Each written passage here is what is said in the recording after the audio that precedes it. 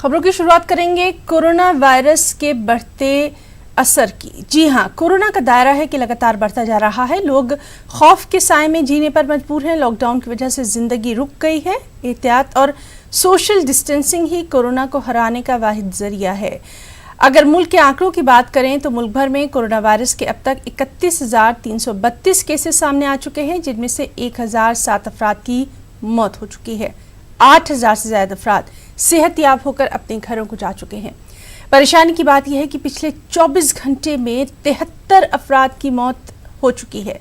सबसे ज्यादा महाराष्ट्र, गुजरात और दिल्ली में नए मामले सामने आ रहे हैं। अब मध्य प्रदेश में भी काफी हलाकतें कोरोना की वजह से देखी जा रही हैं। खासतौर पर इंदौर की अगर बात करें तो यहाँ पर हलाकतों की तादाद का आंकड़ा लगातार बढ़ता दिखाई दे रहा है।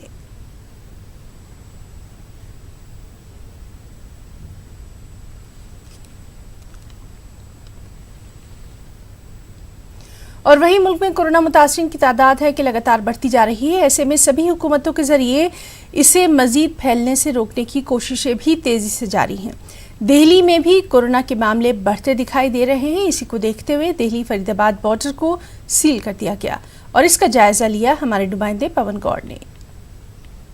देश में कुल कोरोना संक्रमितों की संख्या 30,000 के पार हो गई है। आज जो जारी आंकड़े हैं उनके मुताबिक 31,000 से ज्यादा लोग कोरोना संक्रमित हो गए हैं। उस फैलाव को रोकने के लिए सभी सरकारें अपनी तरफ से पूरी कोशिश कर रही हैं। इस समय हम दिल्ली और हरियाणा बॉर्डर पर खड़े हुए हैं, जो रास्ता दिल्ली से फरीदाबाद की तरफ जाता है। आप देख सकते हैं कि कल से इस रास्ते को पूरी तरह सील कर दिया गया है। अब तक इसमें जो जरूरी सेवाएं थी उनको यहां से निकलने की अनुमति थी, लेकिन अब उन सेवाओं में भी बहुत ज़्यादा कटौती कर दिया। सिर्फ जो बहुत ज़्यादा इमरजेंसी संबंधित लोग हैं वही जा पाएंगे, इसके अलावा यहाँ से कोई और नहीं जा पाएगा। जिससे क्योंकि इंटर स्टेट से क्या होता है, फैलाव रोकने के लिए सभी सरकारें पूरी कोशिश कर रही हैं। और जैसे आप देख सकते हैं कि सभी लोगों के पास चेक किए जा रहे हैं। जितनी भी गाड़ियां निकल रही हैं सबकी एंट्री की जा रही है। सब लोगों से बात की जा रही है। जो जरूरी सेवाओं से जुड़े लोग हैं सिर्फ उन्हीं को निकलने की परमिशन है। इस पूरे मामले पे बात करने के लिए यहाँ जो फरीदाबाद पुलिस के एसआई हैं हुकुम सिंह जी, वो हमारे साथ हैं। सर, कौन कौन लोगों को परमिशन है, किस तरह से लोग जा रहे हैं? परमिशन गाड़ी जिसको जरूरी है उनको इंटरनेट पास लेना पड़ेगा, इंटरस्टेट पास, उन्हीं को जाने देंगे। बाकी ये जरूरी सामान है जैसे फल फ्रूट्स की गाड़ी है और जैसे कोई डॉक्टर वगैरह है उनको सिर्फ 12 बजे तक का टाइम दिया गया है। उसके बाद किसी को अंदर या बाहर नहीं जाने दिया जाएगा, क्योंकि कोरोना को देखते हुए, क्योंकि जो कोरोना फैल रहा है उस भी हमारी सरकार ने, अनिल विजय हमारी सरकार, सीपी साहब ने, ये सरकार ने बहुत ही अच्छी कदम उठाया। अगर ऐसा कदम रहेगा तो हमारे जो है ये हमारे जो भाई है जिनकी हम सेवा अपना परिवार छोड़ के उनकी सेवा कर रहे हैं वो हमारे परिवार है। मैं उनसे ये अनुरोध करूँगा कि इस लॉकडाउन का पालन करें। मैं उनका भी धन्यवाद करता हूँ और हमारा भी सहयोग करे और सबका हमारा शुक्र हो। और मैं प्रेस भाइयों का भी धन्यवाद करता हूँ, मेरे प्रेस भाइयों जो हमारा इतना सहयोग कर रहे हैं, हमारे से इतनी अच्छी बातें करके आगे पहुँचा रहे हैं। वो भी हमारे भाई है, उनकी सेवा के लिए आप भी लगे हो। मैं सबका धन्यवाद करता हूँ, क्योंकि इस लॉकडाउन का पालना करें और जो आने जाने घर से ना निकले। मेरे सब भाइयों से ये अनुरोध है। धन्यवाद, नमस्कार। तो यही कोशिश है सभी सरकारों की, सभी स्वास्थ्य कर्मियों की, सुरक्षा कर्मियों की, कि लोग कम से कम घरों से बाहर निकलें, जिससे कि उनको जो कोरोना संक्रमण का जो फैलाव है उससे बचाया जा सके। इसी के चलते तमाम सरकारें सभी जरूरी कदम उठा रही हैं। कैमरा पर्सन जगदीश सुप्रेती के साथ पवन गौड़, नेटवर्क 3, दिल्ली। और वहीं मध्य प्रदेश में कोरोना वायरस के मरीजों की तादाद 2,500 के हिंसे को भी पार कर गई है। इंदौर की अगर बात करें तो इंदौर में देर रात से अब तक कोरोना वायरस के 95 नए मामले सामने आए हैं। जबलपुर, खंडवा, होशंगाबाद और धार में नए मामले सामने आने से एमपी में कोरोना वायरस के मरीजों की तादाद बढ़कर 2,515 हो गई है। मध्य प्रदेश में कोरोना वायरस से अब तक 128 लोगों की मौत हो चुकी है। मुख्तलिफ अजला में कोरोना वायरस को शिकस्त देकर अब तक 452 लोग सेहतयाब भी हो चुके हैं। मध्य प्रदेश में कोरोना वायरस को लेकर सबसे ज्यादा तशवीशनाक सूरत हाल इंदौर की देखी जा रही है, जहां कोरोना के मरीजों की तादाद 1466 तक जा पहुंची है। इंदौर में ही कोरोना वायरस से अब तक 65 लोगों की मौत हुई है। 186 लोग कोरोना वायरस को शिकस्त देकर अस्पताल से अपने घर जा चुके हैं। हुकूमत ने लॉकडाउन में मध्य प्रदेश के एक शहर से दूसरे शहर आने जाने और मध्य प्रदेश के बाहर से मध्य प्रदेश में आने जाने वालों के ई पास ज़ाब्ते को तब्दील कर दिया है। अब खुद की गाड़ी होने पर ही ई पास जारी किया जाएगा। जबलपुर हाई कोर्ट में कोरोना वायरस की रोकथाम को लेकर दायर की गई अर्जी पर आज वीडियो कॉन्फ्रेंसिंग के जरिए सुनवाई होना है। 21 अप्रैल को हुई समाअत में हाई कोर्ट ने हुकूमत को नोटिस जारी करके कोरोना वायरस की रोकथाम को लेकर किए गए इंतजामात और कैदियों के फरार होने को लेकर जवाब तलब किया था।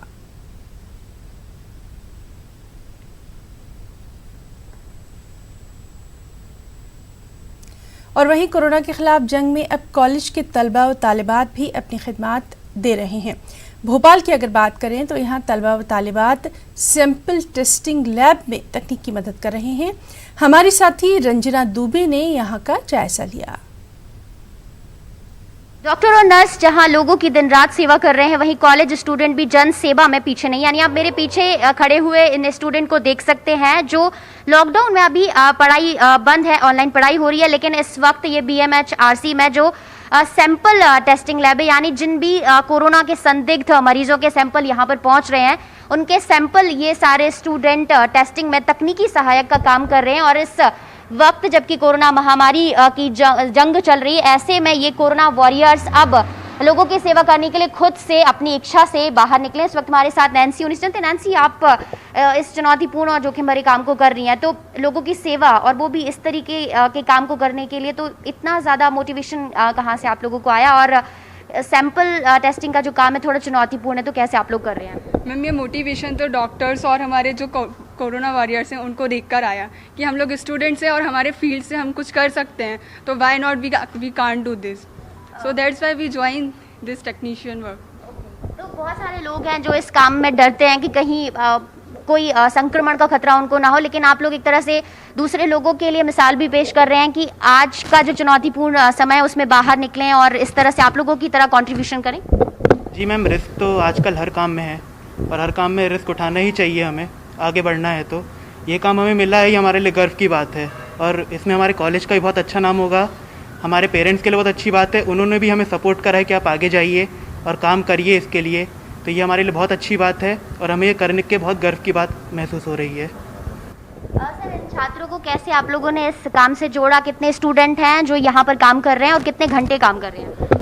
बिल्कुल, जिला प्रशासन में कलेक्टर महोदय श्री तरुण पुथोरे जी ने यह को जब मालूम पड़ा कि हमारे सैंपल टेस्टिंग लैब में कुछ मैन पावर्स की कम है, तो उन्होंने हमारे जो कॉलेज के जो यूनिवर्सिटीज़ हैं उसमें संपर्क किया और वहाँ पर लोगों से ये जो माइक्रोबायोलॉजी के विशेषता स्टूडेंट हैं जो तकनीकी कार्य में दक्ष हैं उनको आमंत्रित करने के लिए उन्होंने निवेदन किया। साथ ही RGBP से भी उन्होंने कहा और ऐसे NSS और NCC के लोगों को भी आह्वान किया हमारे कलेक्टर महोदय ने। तो यहाँ पर 14 स्टूडेंट ऐसे जो निकल के आए जो यहाँ पर परमानेंट रहने को तैयार हुए और यहाँ पर अपनी ड्यूटी निभाएंगे और लैब टेक्नीशियंस और ऑपरेटर के रूप में अपनी भूमिका बनाएंगे। ये पिछले 1 हफ्ते से यहाँ पर लोग काम कर रहे हैं और आगे जब तक ये हमारा सैंपल टेस्टिंग का काम चलेगा तब तक ये लोग यहाँ डेडिकेट होकर काम करेंगे। कि कॉलेज की जो फैकल्टी है वो भी यहाँ पर काम कर रही है, कॉलेज स्टूडेंट भी यहाँ पर काम कर रहे हैं और ये स्टूडेंट लगातार शिफ्टों में काम भी कर रहे हैं और सेफ्टी का भी ध्यान रख रहे हैं और दूसरे स्टूडेंट तक ये संक्रमण ना फैले, इसीलिए जो छात्र हैं इन्होंने इसी BMHRC के हॉस्टल में रहने का निर्णय भी लिया है। और अच्छी बात यह है कि ना सिर्फ मध्य प्रदेश के बल्कि बिहार और छत्तीसगढ़ के जो छात्र छात्राएं मध्य प्रदेश में रहकर पढ़ाई कर रहे हैं वो भी सैंपल टेस्टिंग लैब में काम कर रहे हैं और यही वजह है कि कलेक्टर ने ना सिर्फ इन छात्र छात्राओं का स्वागत किया बल्कि अभिनंदन पत्र भी इन कोरोना वॉरियर्स को दिए हैं ताकि इनसे बहुत सारे लोग सीखें और इस तरह से लोगों की जनसेवा के लिए आगे आए। कैमरामैन अजय तंवर के साथ रंजना दुबे, न्यूज़ 18 भोपाल। और हमारे साथ इस वक्त मौजूद है हमारे साथी मेहताब आलम भोपाल से। मेहताब, आपसे जानना चाहेंगे, लगातार मध्य प्रदेश में हम देख रहे हैं कि आंकड़ा जो है वो कोरोना वायरस के मरीजों का, अमवात का बढ़ता जा रहा है। पूरी आपसे तफसीलात चाहेंगे और ख़ासतौर से इंदौर की पूरी तफसीलात चाहेंगे जहां की सूरत हाल बेहद तशवीशनाक हो गई है।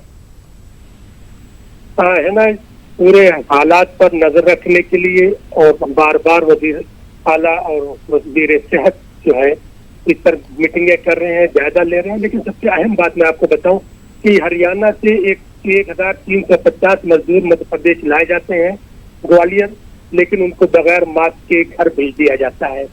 सवाल ये, जब एक तरफ आप जो है, कल आपने देखा कि न्यूज 18 ने खबर देखा है कि बीजेपी एक तहरीक चला रही है कि सेल्फी विद मास्क। जब आप सेल्फी मास्क के साथ ले रहे हैं तो क्या सस्ती शोहरत के लिए है? आखिर 1,500 के करीब जो मजदूर है उनको बगैर मास्क के क्यों भेजा गया? और जो एक स्टेट से दूसरे स्टेट में मजदूर आ रहे हैं, दूसरे लोग आ रहे हैं, उन पर गहरी नजर क्यों नहीं रखी जा रही है? जब कोरोना वायरस की चेन को तोड़ने की बात की जा रही है, तो मैं आपको बताऊं कि बिजासन घाट जो बड़वानी में है, महाराष्ट्र और मध्य प्रदेश की बॉर्डर को जोड़ता है, यहाँ पर यूपी और बिहार से जो जाने वाले मजदूर थे उनको बॉर्डर से लौटा दिया गया, क्योंकि हजारों की तादाद में थे। वहाँ पे बड़ी तादाद में फोर्स को बुलाया गया, और वहीं पर हरियाणा से अगर मजदूर मध्य प्रदेश आते हैं तो उनको बगैर मास्क के भेज दिया जाता है। और ये मजदूर जो अलग अलग जिलों के रहने वाले हैं। और वहीं पर दूसरी बात कि जब आपने ई पास जारी करने का हवाला दिया था, अब उसमें एक नई शर्त लगा देगी कि अगर आपके पास अपनी गाड़ी है तो आपको ई पास मिलेगा, वरना नहीं मिलेगा। और वो भी भोपाल, इंदौर और उज्जैन में ये पास नहीं मिलेगा, क्योंकि यहाँ पर कोरोना वायरस को लेकर हॉटस्पॉट और रेड जोन को जो है ऐलान किया गया है। जिन जगहों पर दायर किया गया, अब आम लोग क्या हिंदुस्तान में सभी लोगों के पास गाड़ियां हैं? ये बड़ा अहम सवाल है। जब गाड़ी नहीं है तो किसी की हायर करेंगे, उसके बाद ही अपने लोग अपने घरों को जा सकते हैं। मध्य प्रदेश के बहुत सारे लोग जो है यूपी में है, बिहार में है, बंगाल में है, दिल्ली में है, दूसरी जगहों पर है। अब उनका ये कहना है कि जब हमारे पास गाड़ी नहीं है तो हुकूमत ने जो शराइत दी है, अब इसके जरिए वो लोग अपने घरों को कैसे पहुंच सकते हैं? आपने इंदौर का जिक्र किया, क्योंकि इंदौर को पहले भी मैंने जिक्र किया। इंदौर में जो लोग आए थे, इंटरनेशनल एयरपोर्ट जो है वहाँ पे जो फ्लाइटें आई थी, और आज भी बहुत सारे लोगों ने अपनी केस हिस्ट्री को बताया नहीं, वाजे नहीं किया कि जिस तरह से मध्य प्रदेश के अलग अलग हिस्सों में हुकूमत जो है तो मौका के लोगों को भेजकर घर घर जो तहकीक कर रही है। भोपाल की जो है जागीराबाद इलाके में 10,000 लोगों की जांच की गई है। इसी तरह से हुकूमत को चाहिए कि इंदौर के बीच वो तमाम इलाके जहाँ पर पॉजिटिव पाए गए वो, और जहाँ पर इसकी केस हिस्ट्री मिल रही है, उन तमाम को किया जाए। और फिर जो है भोपाल में कल से एक अच्छी शुरुआत की गई स्मार्ट सिटी प्रोजेक्ट के जरिए नगर निगम ने मिलकर की है कि ड्रोन कैमरों से घरों की छतों पर भी उसको सैनिटाइज करने की कोशिश की गई, पहल की गई है। यकीनी तौर पर मध्य प्रदेश की चाहे जबलपुर हो, इंदौर हो, उज्जैन हो, भोपाल हो, ग्वालियर हो, वो शहर जो हार्ड जोन में है उनकी भी जो है घरों के ऊपर भी सैनिटाइज किया जाना चाहिए। एक अच्छा अमल है, और इसकी पहल की जितनी भी तारीफ की जाए वो कम है। मध्य प्रदेश वजीराला ने इसके साथ साथ जो है संतों के साथ भी जो है उन्होंने बातचीत की कि जहाँ पर हुकूमत के जरिए लोगों को अवेयर किया जा रहा है, मास्क लगाने की बात की जा रही है, सोशल डिस्टेंस की बात की जा रही है, वही संतों की शरण में भी जाकर इसकी जो है क्या तदाबीर हो सकती है। तो बहरहाल हर तरह के एहतियाती इक़दाम उठाए जा रहे हैं मध्य प्रदेश में, और खासतौर से इंदौर में कोरोना के कहर को रोकने के लिए। बहुत बहुत शुक्रिया मेहताब आपका, आप खुद भी अपना बहुत ख्याल रखिए। बहुत बहुत शुक्रिया। और इस वक्त की अहम खबर आंध्र प्रदेश से आ रही है, जहां कोरोना का कहर लगातार बढ़ता जा रहा है। गुज़िश्ता 24 घंटों की अगर बात करें तो इस दौरान 73 नए मामले सामने आए हैं। गुंटूर में सबसे ज्यादा मामले सामने आए हैं, और आंध्र प्रदेश का करनूल जिला बन गया है कोरोना का मरकज। करनूल में कोरोना से मुतासरा मरीजों की तादाद 343 तक जा पहुंची है। तो आंध्र प्रदेश से अहम खबर लगातार हम आपको बता रहे हैं कि किस तरह से आंध्र प्रदेश में कोरोना का जो कहर है वो बढ़ता जा रहा है। 24 घंटों के आंकड़ों पर नजर डालें तो 73 नए मामले सामने आए हैं। गुंटूर में सबसे ज्यादा मामले सामने आए हैं। करनूल जिला कोरोना का सेंटर बन गया है, कोरोना का मरकज बनकर सामने आ रहा है। करनूल में कोरोना से मुतासरा मरीजों की तादाद 343 हो गई है। इस सब के बीच आपको ये भी बता दें कि आंध्र प्रदेश में कोरोना का जो टेस्ट है वो भी लगातार हुकूमत की जानिब से किया जा रहा है।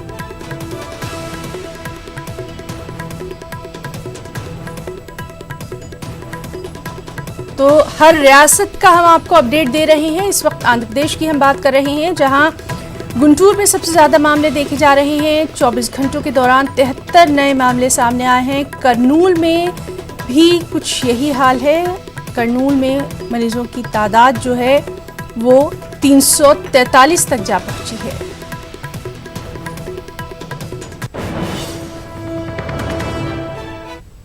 और कोरोना वायरस से मुतासरा मरीजों के इलाज के दौरान मौत होने पर उनकी आखिरी रसूमात मजहबी तौर पर अंजाम देने के अहकामात जारी किए गए हैं।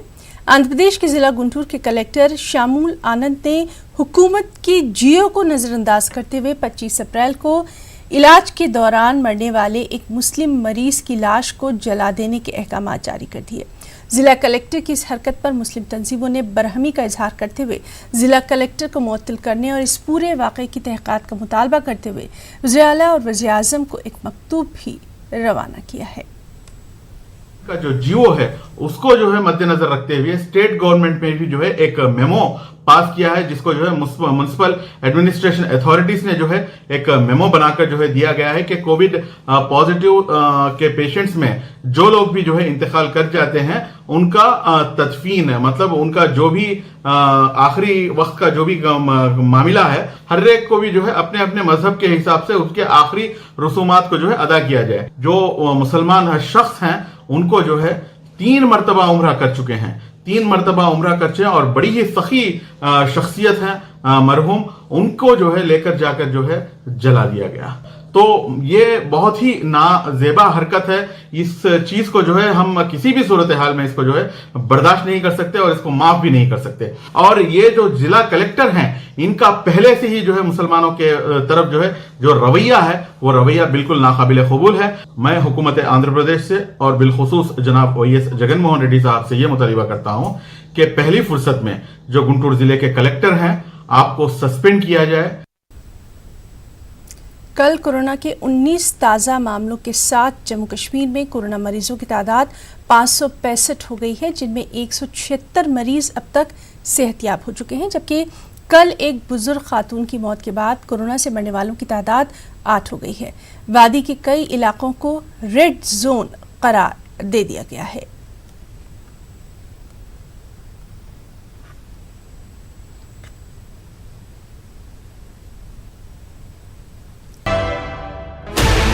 आयोजक सच्ची सहेली, महिलाओं के लिए सबसे भरोसेमंद औषधि एवं टॉनिक।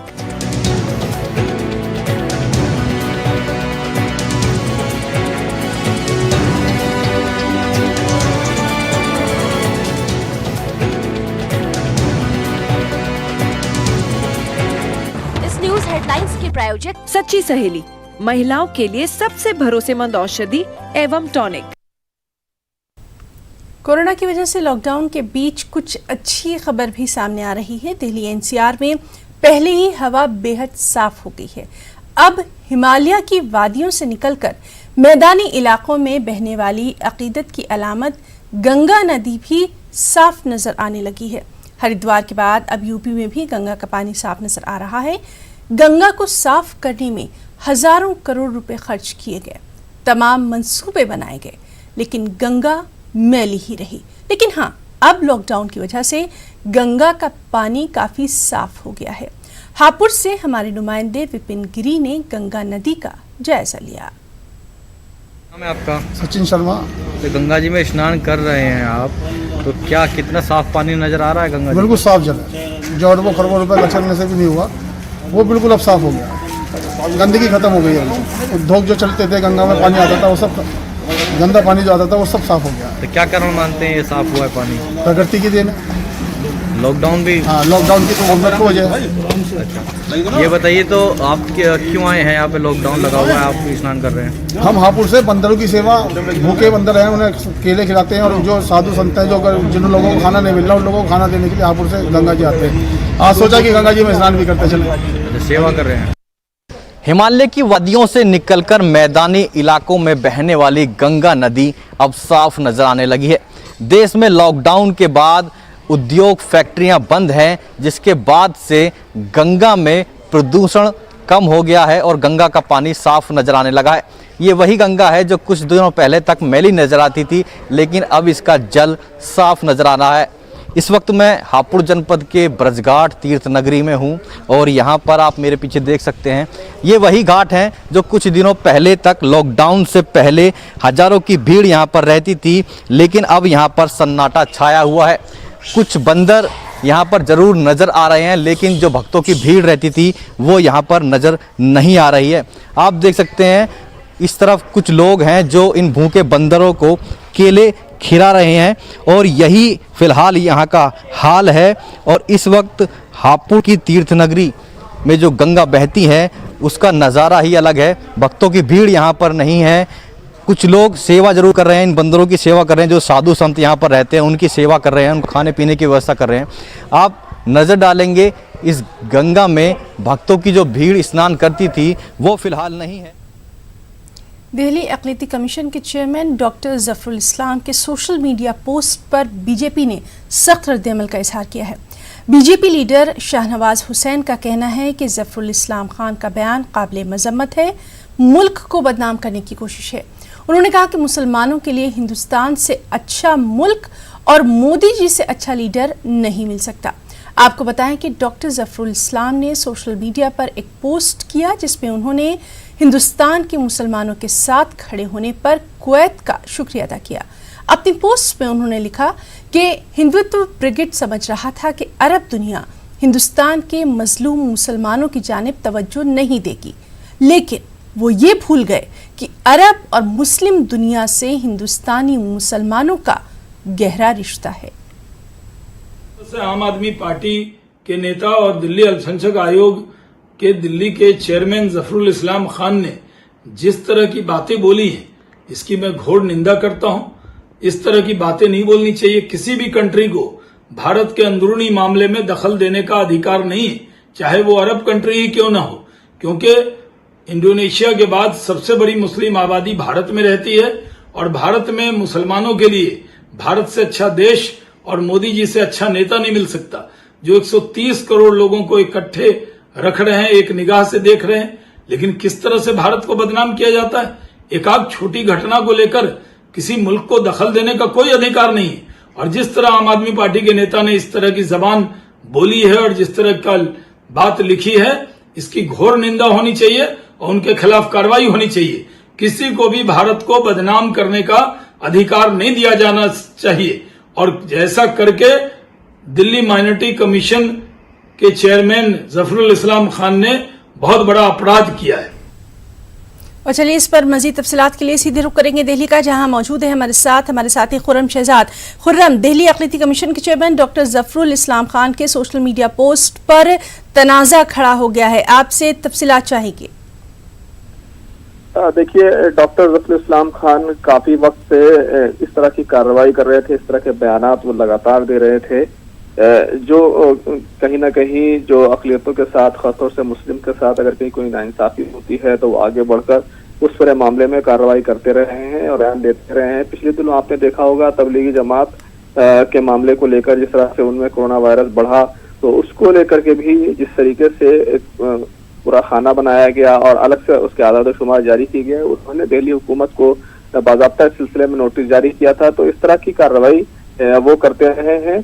और देखा जाए तो इस पूरे मामले में जो गल्फ कंट्रीज हैं, जो खाड़ी के देश हैं, वहां पर और इंडोनेशिया, वहां कई मेंबरान पार्लियामेंट के कई ट्वीट सामने आए और उसके बाद डॉक्टर जफरुल इस्लाम खान से पहले ऑल इंडिया मुस्लिम मजलिस मुशावरत के सदर नवीद हामिद ने भी ट्वीट करते हुए पीएमओ को ट्रैक किया था और कहा था कि इस तरह के जो मामले सामने आ रहे हैं, वहाँ ट्वीट हो रहे हैं, खासतौर से खाड़ी के जो मेंबरान पार्लियामेंट हैं, शायद चाहे कुवैत के हों चाहे यूएई के हों, वहां पर इस तरह की मुहिम चल रही है कि इस्लामोफोबिया करार दिया जा रहा था कि हिंदुस्तानी मुसलमानों को लेकर के वहां पर ट्वीट हो रहे थे। तो इस वजह से पीएमओ को कहा गया था कि क्योंकि वो इस पर तवज्जो दें, क्योंकि इससे हिंदुस्तान की ताकत खराब हो रही है और इस मामले में कार्रवाई होनी चाहिए, क्योंकि जिस तरह के ट्वीट सामने आ रहे हैं वो कहीं ना कहीं जो सोशल मीडिया पर हमारे यहाँ आमतौर से जो नफरत अंगेज चीजें शाये की जाती हैं, उस सिलसिले में कार्रवाई होना चाहिए, क्योंकि इससे हिंदुस्तान की मईशत भी एक जी खुर्रम, तो बहरहाल इस पर अभी मजीद रद्द-ए-अमल भी सामने आने बाकी हैं। बहुत बहुत शुक्रिया अदा करना चाहेंगे आपका तमाम तर तफसीली जानकारी के लिए। खबरों में इतना ही, आदाब।